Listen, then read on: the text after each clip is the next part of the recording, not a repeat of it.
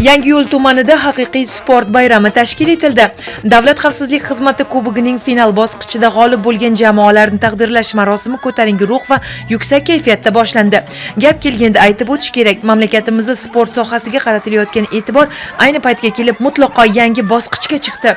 Prezidentimiz rahbarligida o'tkazilgan selektor yig'ilishlarida yoshlarni ommaviy sportga jalb qilish, mahallalarda sport infratuzilmasini kengaytirish va har bir hududdan iqtidorli yoshlarni kashf etish ustuvor vazifa sifatida belgilanganini eslab o'tish lozim. Yangiyo'l tumanida kuzatilayotgan muhit ana shu vazifalarning amaliy ifodasi bo'ldi.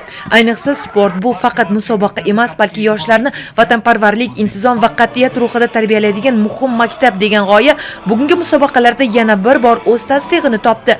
Joriy yil davomida tumanda zamonaviy talablar asosida barpo etilgan 6 ta yangi stadionning foydalanishga topshirilishi yoshlar uchun katta imkoniyat bo'lib xizmat qilmoqda.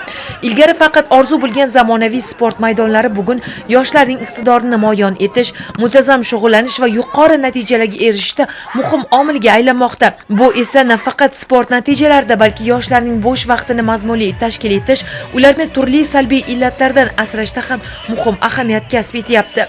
Yana Davlat xavfsizlik xizmati kubogi final bahslari esa bu sa'y-harakatlarning amaliy natijasini namoyon qila oldi.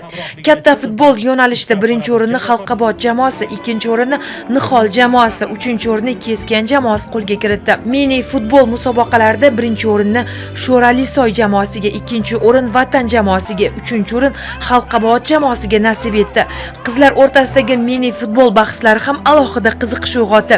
Birinchi o'rin Xalqabod jamoasiga, ikkinchi o'rin Vatan jamoasi, uchinchi o'rin Yuksalish jamoalariga nasib qildi. Tadbir yakunida g'olib va sovrindorlarga kubok, diplom hamda esdalik sovg'alari topshirildi. Eng muhimi, bunday musobaqalar sport orqali sog'lom turmush tarzini qaror toptirish, yoshlar o'rtasida jamoaviylik va g'alabaga intilish tuyg'usini kuchaytirishda muhim ahamiyat kasb etmoqda.